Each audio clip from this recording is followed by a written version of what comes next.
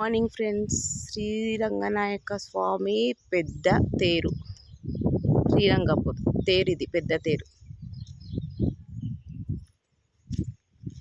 కట్టెతో చేసింటారు. దీనిపైన కూడా ఎన్ని శిల్పాలు చెక్కింటో చూడండి.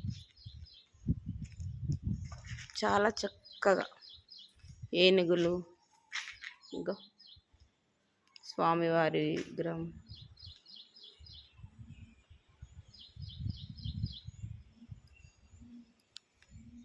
ఇంత చక్కగా చెక్కింది చూసిన. తేనెటీగలు ఉన్నాయి, ఇంకో పావురాలు. తేరు, పెద్ద తేరు అంటారు.